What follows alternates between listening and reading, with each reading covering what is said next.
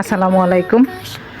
এই গরমে যাদের একদমই খেতে ইচ্ছে করে না তাদের জন্য একটি খাবার নিয়ে আসলাম, সেটা হচ্ছে গরমে পান্তা খাওয়া।